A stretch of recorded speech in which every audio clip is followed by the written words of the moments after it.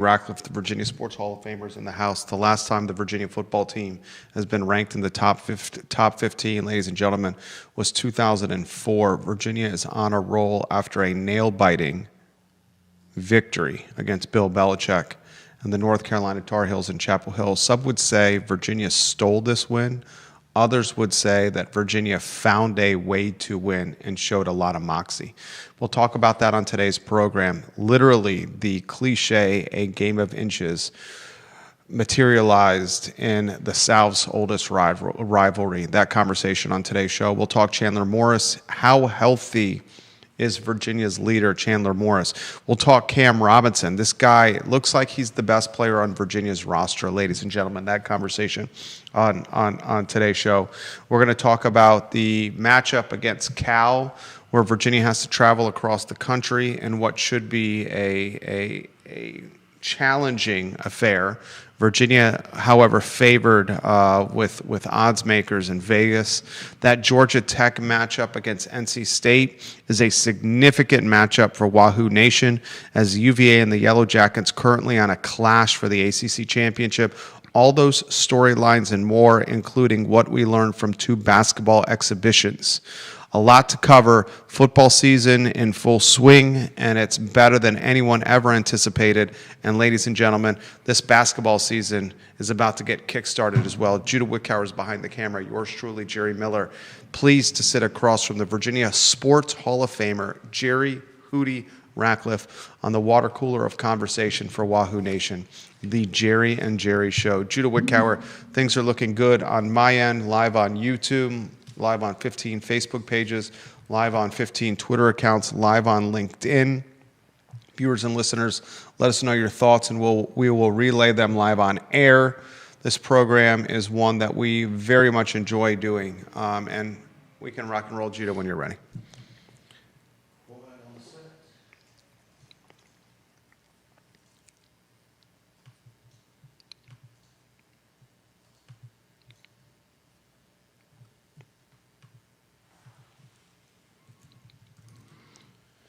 Welcome to the Jerry and Jerry Show, guys. My name is Jerry Miller. Thank you kindly for joining us on a Tuesday morning in downtown Charlottesville. We are less than 2 miles from Scott Stadium, less than 2 miles from the John Paul Jones Arena. And folks, it is a blustery, chilly Tuesday in CVille. A lot we're going to cover on this program, including a Tony Elliott-led Virginia football team that is now ranked in the top 15 nationally for the first time since 2004. Tony Elliott and the boys in orange and blue are on a roll. This time, the Cavaliers, in cardiac fashion, steal a victory against Bill Belichick and the North Carolina Tar Heels in Chapel Hill. A game of inches, a cliche, was reality this past weekend. 2 to 3 inches determine an outcome for a football team that is on a significant rise up the national polls. We'll talk Virginia. We'll talk Chandler Morris. I'm going to ask Hootie Ratcliffe, how healthy is Virginia's gunslinger? We'll talk Cam Robinson, a linebacker that is climbing NFL draft boards and certainly appears to be Virginia's best player. So much to cover on today's broadcast, including a looming ACC matchup against the Ramblin' Wreck of Georgia Tech. The Yellow Jackets, ladies and gentlemen, have a matchup against NC State, where they are favorites. Virginia travels cross-country to Cal, where they are also favorites. All these stories and more, including what we learned from 2 Virginia basketball exhibition matches or games. The season now on the very near horizon. Judah Wickower behind the camera.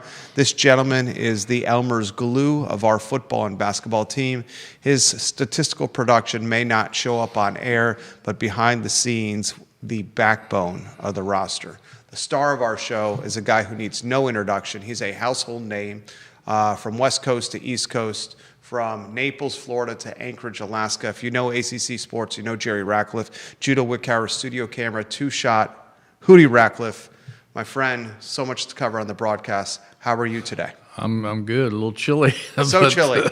I threw the Anchorage, Alaska mention in there for you, Hootie Ratcliffe. I know the cold is not your favorite, Hootie. No, and that's definitely the coldest I've ever been in my life, in Anchorage in 1990. But Yeah, I'm not a fan of cold weather. I used to be, but not anymore.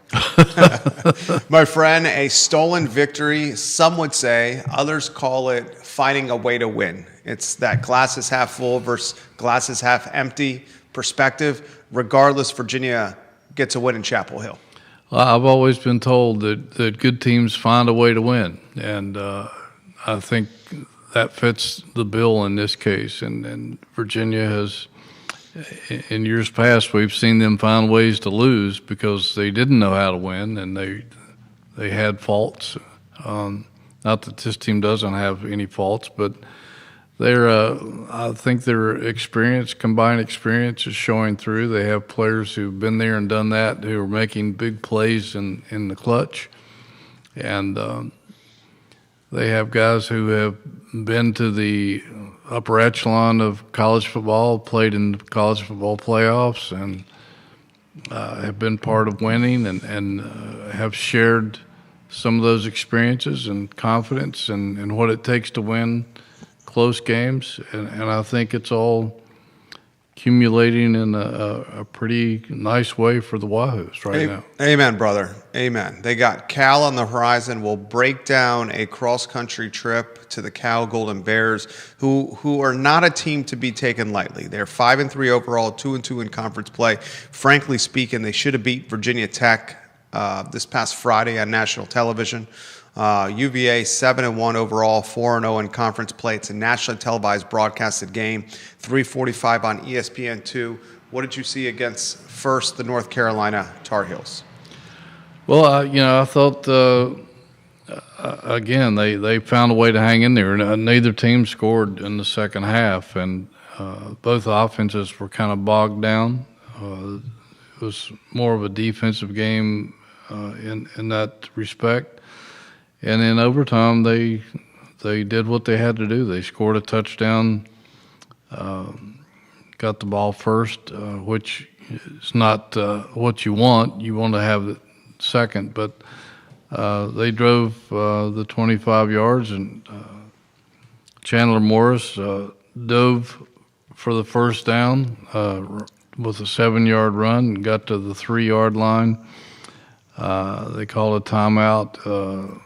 Taylor gained a yard on the next play, and then they went with a direct snap to Taylor, which has become almost as reliable as the tush push that they were employed the year before. But they took the lead, and then Brevard came up with another game-ending big play, stopping Carolina within inches of the goal line. And on their 2-point conversion, which I was kind of surprised. Shocked. Belichick did that. Me too. I think you kick the extra point and you take it to the next overtime and try to win it. But you're at home and your defense is playing lights out. It was a gamble to go for two. I was shocked. Now, if Bill Belichick gets the 2-point conversion, we're sitting here calling him a genius. Well, yeah, that's always the case with the 2-point gamble, doing it when you don't have to do it. If you make it, which it doesn't seem like a lot of people do when it counts to win a game when it's not forced, you look like a genius or a goat, depending on the outcome. Comments coming in already for Hootie Ratcliffe. We're going to get to those comments here in a matter of moments. Clear-cut comment all over the feed is Chandler Morrison. What's going on with the gunslinger? Is he healthy? Why not the same statistical performance we saw in the first handful of games to start the year? Everyone's asking the question from layman to expert. I think there's a few factors there. No, he's not healthy. That shoulder he hurt in the opening game of the season against Coastal Carolina is still bothering him, and he keeps getting it aggravated. I think it wasn't. I don't think it was. He was doing well with it prior to the interception, and he tried to make a tackle, and I think he landed on that shoulder out of bounds, trying to make the tackle on the pickoff. But it hasn't affected his throwing. It just it's a matter of pain tolerance, and he's a tough cookie, and that's not going to keep him from playing football. And I don't think it's affecting his passing numbers that much. I think they don't want to run him any more than they need to, and sometimes it's his call. But he's not going to back away from what he needs to do. I think what's affecting his numbers more than that is that we're now, we're 8 games into the season. The film's out. Film is out. These people, particularly somebody like Belichick, who's a defensive genius, they find ways to take away your strengths. They come up with defensive strategies to take things away. And they, like Washington State, took away the outside runs for Virginia and made them run between the tackles. You certainly don't want to run Morris between the tackles. He's just not a big guy. And so that took away some of that. It took away some of the throws that they like to make, and it forced Virginia to be a little less flashy in terms of the big chunk plays that they've been able to get, and they're backing guys up. They're playing a lot of man coverage, which means the throws have to be more precise, the routes have to be more precise, the windows are smaller, pass rushes are coming harder. So that's what you can expect the rest of the season, because and Virginia's doing it to other teams too. They're finding ways to take your strengths away, and that's what it's all about. Comments, put them in the feed. We'll relay them live on air. If you're watching on Twitter on our live broadcast, put your comments in the Twitter feed or the Twitter chain, and I'll get those live on air. We got folks in Northern Virginia, Southwestern Virginia, Richmond, Crozet, Ivy, Charlottesville, Orange County, Williamsburg, Newport News, watching the broadcast, and that's just the Commonwealth right now. North Carolina, Georgia, Pennsylvania, and Tennessee viewers and listeners on the show. Your comments are welcome on the program. I have a few before I get to yours. Chandler Morris, to protect Chandler Morris when he's at his best is when Virginia establishes the run, when they create running lanes for what is a very dynamic, tailback entourage.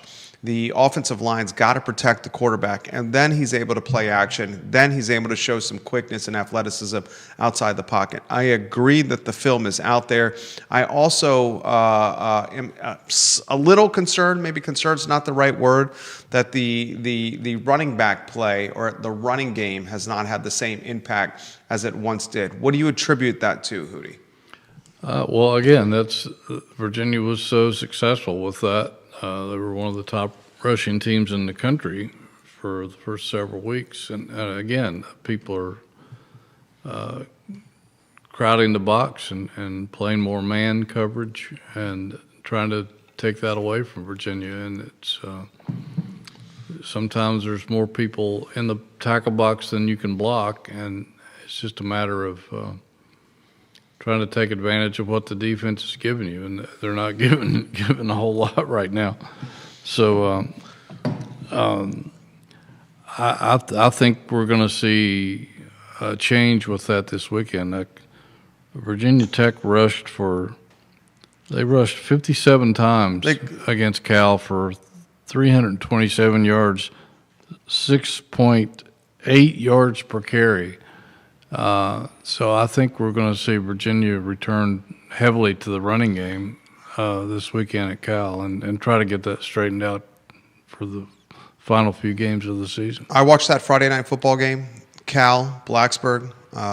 Virginia Tech ran the same play in the second half, and Cal could not stop the Hokies. It was the same play over and over and over again. And I don't want to underestimate the Cal Golden Bears. They got some talent on that team. The quarterback is clearly limited with what he can do throwing the football.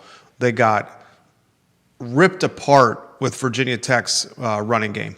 And it seems to me, as you've indicated, here's a chance for Virginia to reestablish its run-first identity, its time of possession control identity, its protection of Chandler Morris, and just out-muscle, out-flex, out-work Cal, and this cross-country trip. Vegas has the Wahoos right now as a slim favorites, 4.5. You get 3 for playing at home, so it's a little larger than that. We'll talk about that matchup against Cal, but a couple of other items I want to get to from the UNC contest. What did you make of star linebacker Cam Robinson's output? Yeah, he's all over the place. I mean, he's just such a complete defensive player. I mean, he can do it all. I wrote a little story about him this week, and I mean, he can rush the passer. He's a great tackler. He can cover people. He can play sideline to sideline. He's so mobile. He's smart. He's just the complete linebacker. And I know that Tony Elliott is excited that he's. We thought this third year would be his best year, and it certainly is turning out to be. And he played hurt so badly last year that most people would have shut their season down. And he just continued to play, and he's healthy again, as healthy as anybody can be at this time of the year, and he's a difference maker. I mean, he's just like that play against Washington State at the end. He was, when they got the safety, he was begging Rudzinski to let him blitz, and Rudzinski said, and he was laughing about it. He said, I could tell he was going to blitz whether I let him blitz or not. So I said, what the hell, let him blitz, and he did, and he nailed the guy. Jeremy Wilson watching in Eastern Tennessee. My high school football coach always said, football is a game of pain. Deal with the pain, boys. Jeremy Wilson, we appreciate you watching the program. I'll tell you what, at this time of year, everyone's dealing with something, that's for sure. Yeah. Renee Pettiford, watching the program, she highlights the fact that you and I are dressed very similarly right now. She wants us to talk Ryan Odom on the show. And we'll get to those comments and the exhibition matchups, Renee, in a matter of moments. We know how much you love basketball. We are huge basketball fans on the Jerry and Jerry Show as well. We're going to get to the comments on the multi-million anonymous donation, yet another one. People are asking Hootie Ratcliffe to be a Sherlock Holmes, to guess or let us know who offered that multi-million-dollar donation. We can say it was not yours truly, nor was it Hootie, nor was it Judah Wickower. That's about what we know on that anonymous donation. I don't want to speak for you, Hootie. No, I think you got that one right. Okay, so that's the extent of what we know. It's now the three of us here. We're going to get to the Cal game, the Georgia Tech NC State matchup as well. How about the mood following the UNC game? Hootie Ratcliffe for Virginia football. Well, Renee is definitely fashion conscious. Yeah, and we love Renee. Yeah, we love Renee. Yeah, we do. And Jeremy was right about his high school coach, and I think we've all of us who played football have heard that refrain many times. It's about being able to handle pain and that sort of thing. It's a physical game, and don't ever be fooled that it's not. People say it's like getting into a bar fight every week, which is pretty much true. The mood, I think the mood of the team is very positive. I think they're confident. The fact that they do find ways to win. They believe that they can play with anybody, and they've got so much momentum going, and even though they've had so many close brushes, their confidence seems to grow with each game that they win. And it's been a while since there's been a Virginia team with this kind of confidence. You got to go back to 2019 with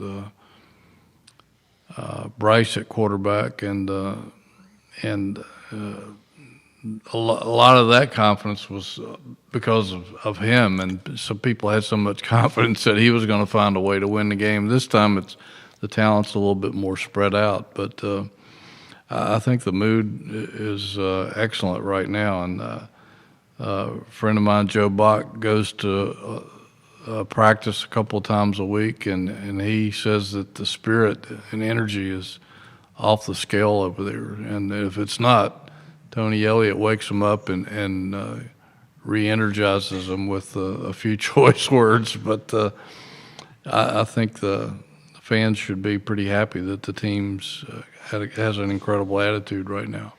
Comments continue to come in. I want to highlight Jim Carini watching the program. He's a UConn alum, a UVA and UConn fan, lives in Williamsburg. He may not know this. This is crazy small world, Jim Carini. I went to school, lower school, elementary school, middle school, high school, and college with your daughter, Laura. She's a fantastic attorney.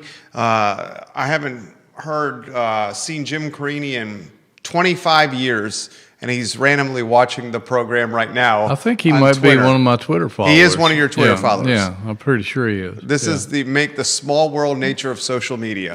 Literally have not seen this man in probably 25 or 30 years, and he's watching the program right now. That's awesome. That is awesome. Comments continue to come in here. Jerry, can you ask Cootie his thoughts on the offensive play of late? Doesn't seem to be the same protection as we saw in the early parts of the season. Yeah, well, that was I had some rare breakdowns the other day, and Brady Wilson was coming off of an injury and inactive for a few weeks, and I think it just takes time to get back to playing, get into your playing form that you were earlier. They gave up 6 sacks, and they had only given up 5 sacks all season. Heading into that game, and I'm sure that Belichick and his son designed some special twists and stuff to try to confuse the blocking schemes, but and they were very aggressive.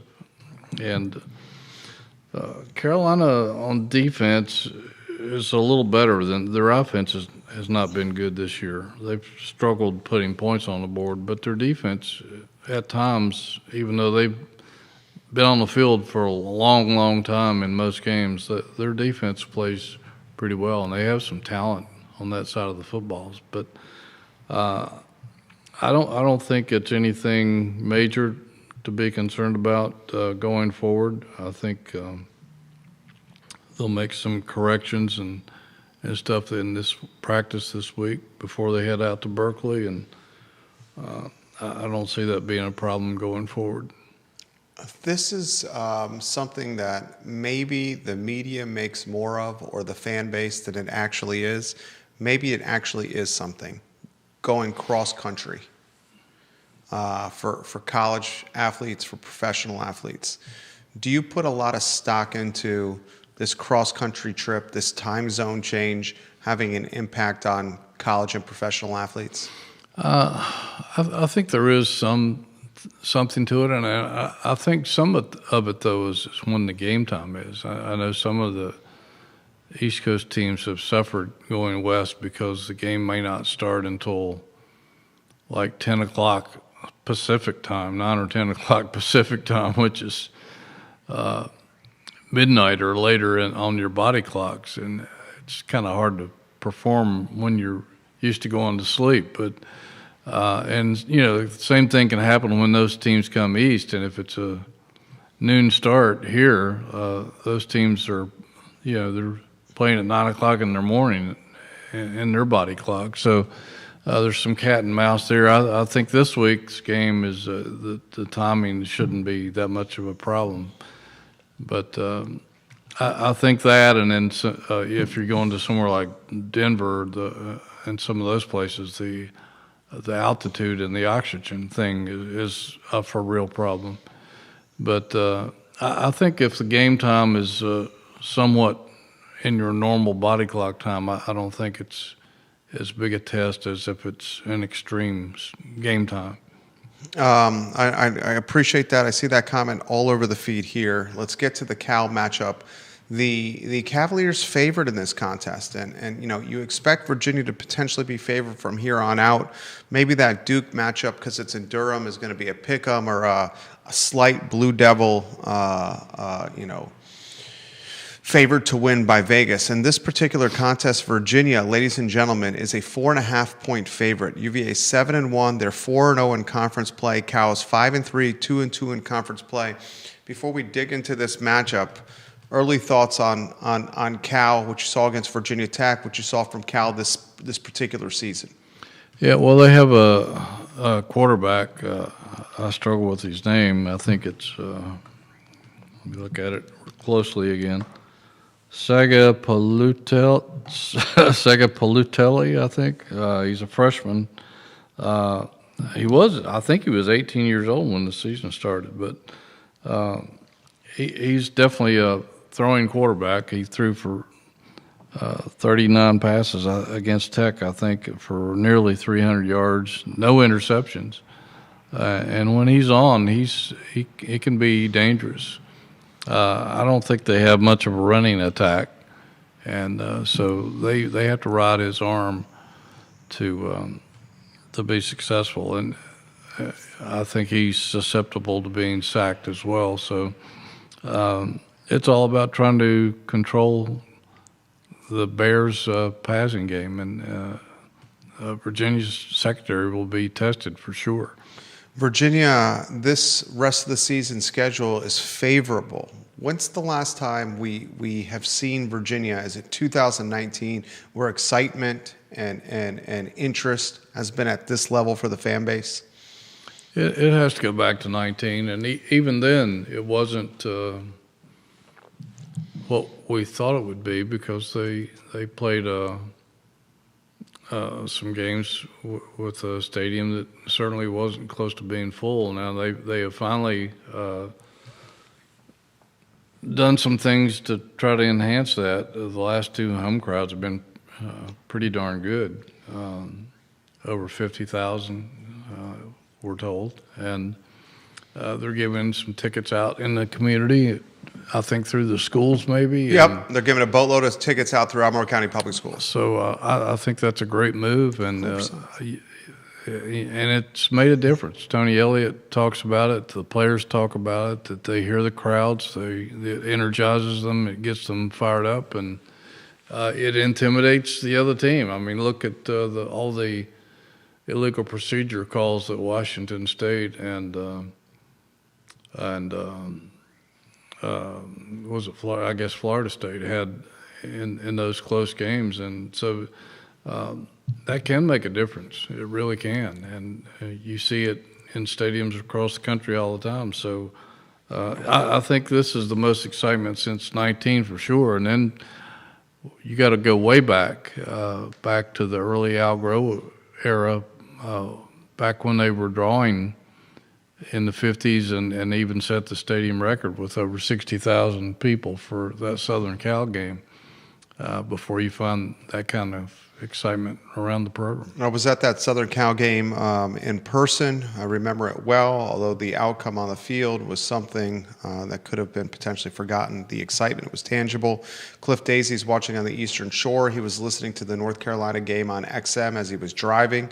He's concerned about the quarterback play. He says the backup should be ready. On YouTube, ShiftGod137 says, if we beat Cal, is there a chance for game day in Charlottesville against Wake Forest? Well, I've heard some chatter about it. It probably depends on who else is playing around the country that day. And from what I've heard, there's not a whole lot of big games scheduled that same weekend. So I think it's a possibility, the fact that it's never been here before, and it's one of the very few schools in the country that hasn't hosted a football game day, might give them a better chance, because they might just say, hey, what the heck, that'd be awesome. Let's take advantage of this scenario. And that would be great for the town, great for the community, the spirit of the university and the fans. To have an event like that, it generates a lot of excitement, and I'm sure it won't hurt the businesses around town either, getting a lot of people in town early in the day. But that would be fun. It would be kind of fun to have that happen here in Charlottesville. If you want game day in Charlottesville, you're pulling for Wake Forest on Saturday night against Florida State, the Demon Deacons in Tallahassee. Florida State is a 8.5 point favorite. Florida State is not our daddies or granddaddies Florida State football team. They are 0-4 in conference play. 3-4 overall for Florida State. They're dead last in the ACC, the Seminoles. Mike Norvell looks like he's out in Florida State, but that change won't happen until the end of the year. Wake Forest, ladies and gentlemen, it's a pretty good football team. 5-2 overall, 2-2 in conference play. Still the Seminoles, a pretty significant favorite. Let's get to the Georgia Tech-NC State matchup. This game is intriguing because it looks like a collision course for UVA and the Yellow Jackets. The 8th ranked team in the nation, Georgia Tech. They're 8-0 overall, 5-0 in conference play. Travel to Raleigh to face the Wolfpack, a 7:30 kickoff on ESPN2. The game immediately following UVA's ESPN2 matchup against Cal is Georgia Tech and NC State. What do you make Georgia Tech and NC State, Hootie? Well, NC State's been reeling a little bit lately, and I know the heat's been turned up a little bit down in Raleigh, so it hasn't been the season that their fans had expected. And Georgia Tech's rolling. That's a good football team. We keep hearing Brent Key, their head coach, his name popping up with some of these other vacancies that are opening up around the country. I think there's a dozen jobs now open, and we're there's going to be a lot more before we're done. But Brian Kelly, the latest. Brian Kelly, the latest, another insane buyout. It's a $54 million. Yeah, Insane. and they didn't even blink. no, Insane. I think I saw something the other day that of the dozen or so coaches that have been bought out this year, it's like for a grand total of $140 million, which is a record. And we're not done yet. We're not done yet. Yeah, Brent Key's done a hell of a job turning that program around. He's a Georgia Tech guy. He played there, has a lot of pride in that school. He was on Nick Saban's staff at Alabama, so he knows how to win. And I don't see Georgia Tech blowing this game at all. I think they're going to go in and win that game against the Wolfpack.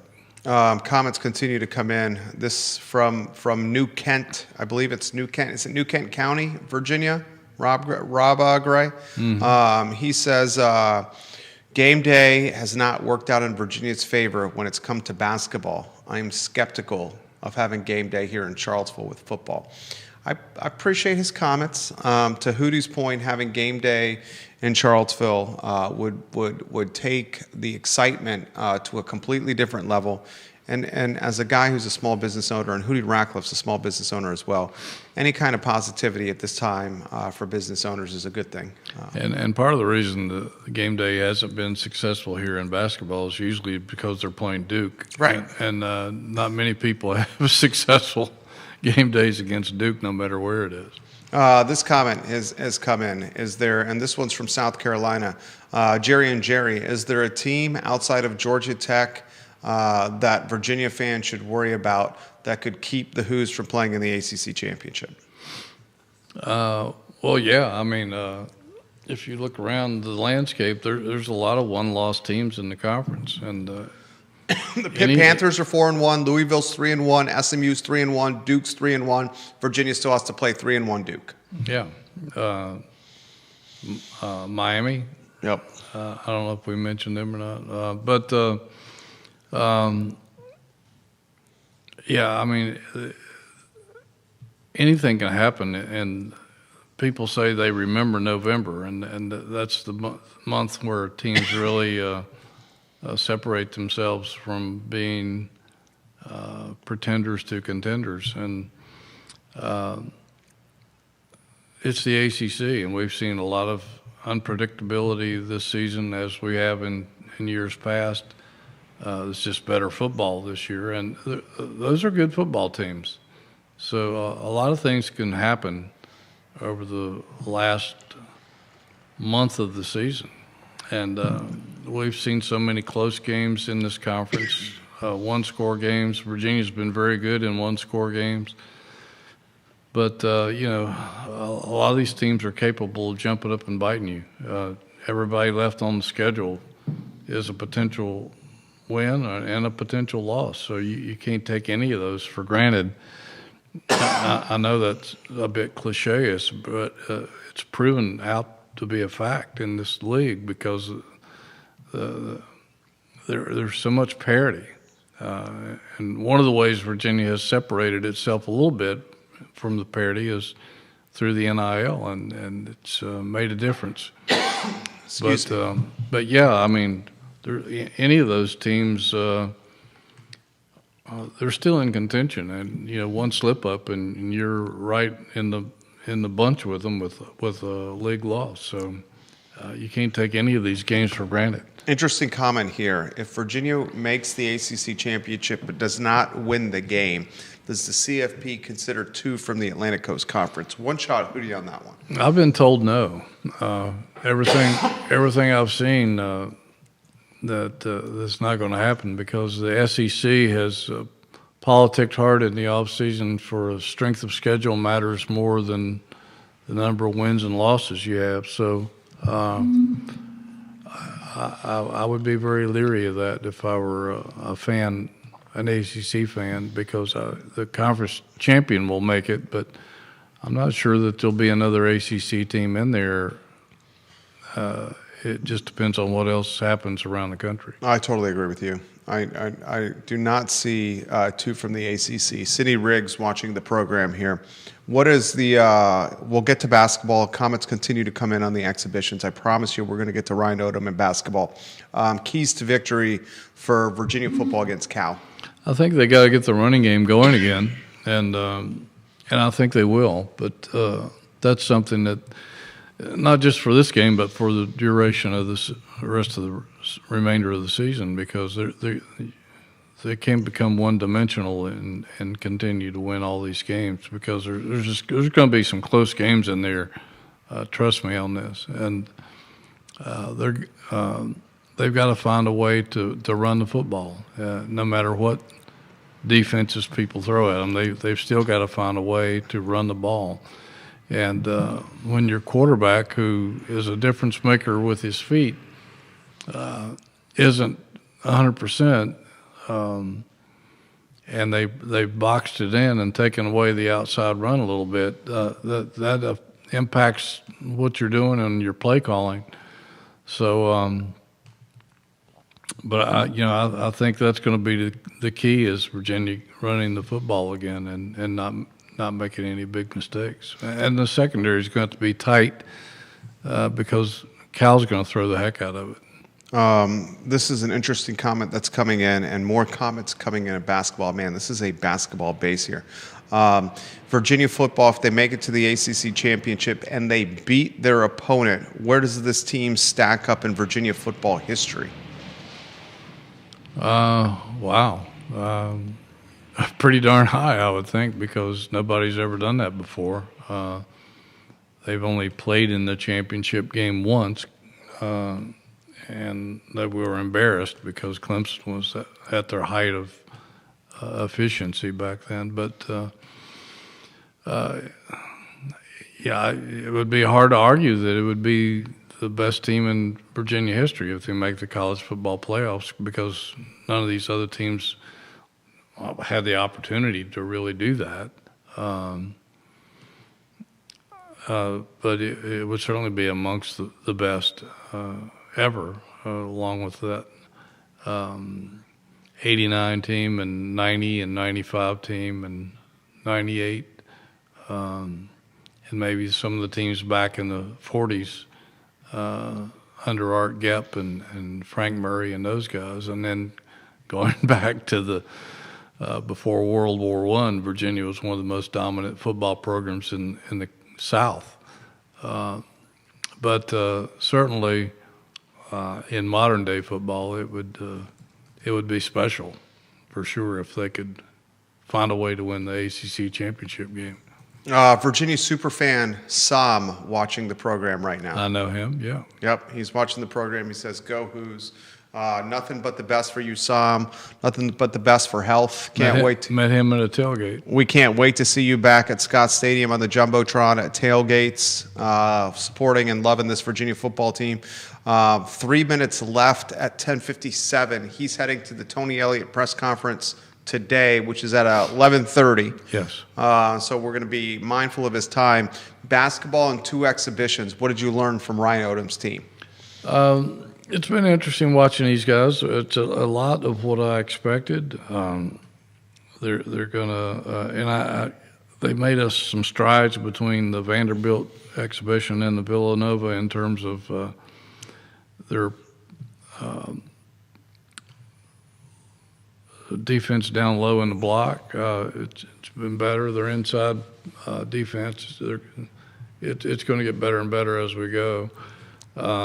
And their pressing defense, they made some improvements in a week, and that'll get better and better. That's going to take a little bit longer time, I think. And then, yeah, their early season schedule is against some teams that mostly they're going to probably clobber. Annihilate. Yeah. So I don't know that we'll be able to tell a lot there, but he's going to play a lot of people, which we thought.